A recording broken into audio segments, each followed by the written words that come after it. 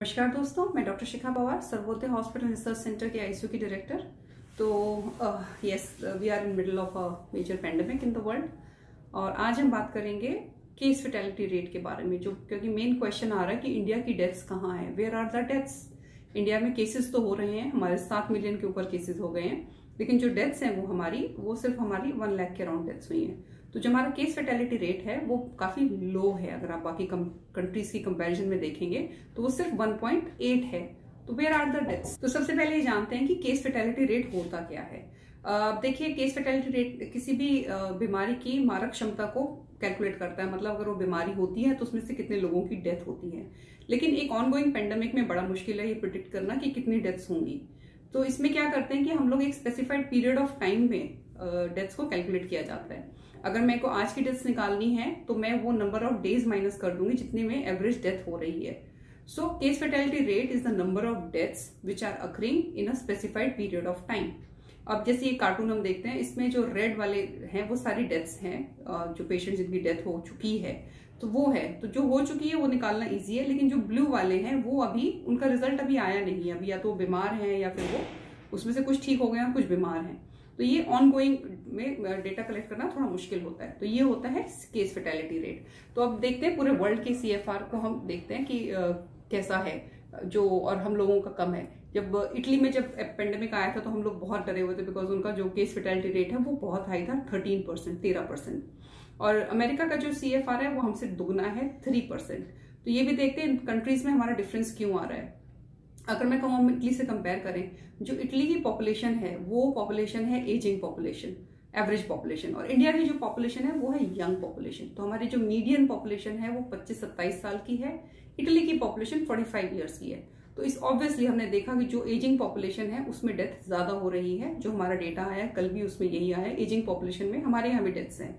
दूसरा, अब मैं अमेरिका से कंपेयर करूं, अमेरिका में एक जब मेजर पेंडेमिक था, और अभी ये ग्राफ देखिए आप, जब अमेरिका में मेजर पेंडेमिक था और जो उनकी डेथ्स हुई वो अप्रैल मई जून में बहुत ज्यादा डेथ्स हुई।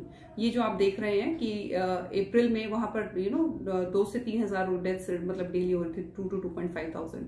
और अब जो डेथ रेट है वो अमेरिका का भी कम हो गया है। सो वो डेथ रेट कम होते होते अब like it is decreasing, as you can see here the death rate is decreasing, it is decrease substantially.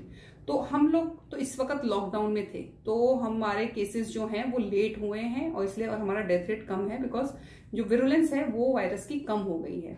ये दूसरी चीज है। लेकिन क्या ऑल सेड एंड डन, क्या हमारे सही में डेथ रेट, ये जो हमारा डेटा है ये this has been given, is been published on 13 October. तो आइए इस डेटा को थोड़ा सा एनालाइज करते हैं ताकि हमें क्लैरिटी और आ जाए। अब इस डेटा को अगर मैं देखूं तो मैक्सिमम डेथ्स है मेन में।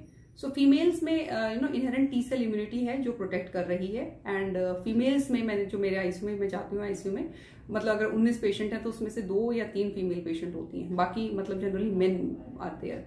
And men are there, and female जिनको भी डायबिटिक हैं, ओबीज हैं, they are at high risk, और more than 40 years they are at high risk. But apart from that, females are quite protected because of the T cell immunity. But major deaths जो हैं वो men में हो रही हैं. But I have seen quite young deaths also. मेरे पास यहाँ पर 40 years plus में भी काफी deaths हुई हैं. तो same is what this data is saying. तो जो डेथ्स आ रही हैं अगर आप देखेंगे हमारे डेटा में 45 ईयर्स के ऊपर से डेथ रेट हाई हो जाता है, 35% जो लोग हैं उनकी डेथ हो रही है, और 60 एंड अबव में 53% है। तो क्या ये अच्छा डेटा है? मतलब अगर आप मुझसे पूछेंगे तो क्या ये अच्छा डेटा है? देखिए एग्जैक्टली नहीं। This is the problem with what we have. हमारी जो यंग पॉपुलेशन है that is dying more in comparison to the young population of other countries. तो यहाँ मैं आपको साउथ कोरिया का डेटा दिखाती हूँ। Here we can see the data of South Korea.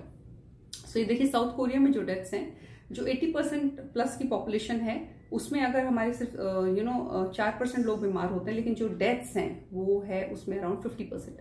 सो अगर 4% बीमार हो रहे हैं तो उसमें से मतलब 50% लोग मर रहे हैं। अगर ये आप देखेंगे 40 to 49 का एज ग्रुप है वो उसको सेव कर पा रहे हैं, और ये 50 to 59 में भी इतना हाई नहीं है डेथ रेट जितना कि 60 एंड अबव है। 60 से हमें पता है कि ज्यादा हाई है। लेकिन if I come to the Indian data, तो जो हमारी डेथ्स हो रही हैं वो 21 to 40 मतलब जो डेथ्स हो रही हैं वो हमारी 40 एज ग्रुप से शुरू हो जाती हैं। We have lost some young patients in the age group of 30 to 39 also, वहां भी हमारा 6% है। और ये we are losing young patients here in the age group of 40 to 49 and 50 to 59। तो ये मतलब ये है कि no, we are not doing very good here because we are losing our young population and young deaths are occurring. If you see in the 80+, अगर ये 80+ में आप देखेंगे तो ये जो डेथ्स हैं और ये जो नंबर ऑफ केसेस जो रिपोर्टिंग है वो बहुत पुअर है। So this means most probably अगर हम लोग बीमार भी हो रहे हैं तो हम अपने एल्डरलीज को शायद अस्पताल नहीं लेके आ पा रहे हैं और वो डेथ्स घर पे हो रही हैं। So this can be one thing.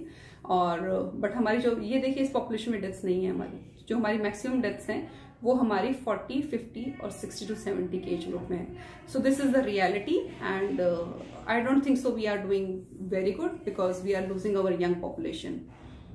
So all said and done, yes, we are in middle of a pandemic and these young deaths are really not a good news for any of us, because if we have to lose a patient as young as 30 to somewhere between 60 and 70, it's really not good. It's not that. But what I am seeing now, the virulence of the virus is on a declining trend. Markers जैसे D-dimer, ferritin, उनके भी values अभी मैं जो देखती हूँ critical patients में इतने ज्यादा शूट अप नहीं कर रहे हैं। सो हो सकता है वायरस अपनी विरुलेंस लूज कर रहा है, बट जब तक की चीजें और बेटर नहीं हो जाती और मोर्टेलिटी कंट्रोल नहीं हो जाती, I will still say we have to wait for the vaccine. So stay safe, stay home. नमस्कार।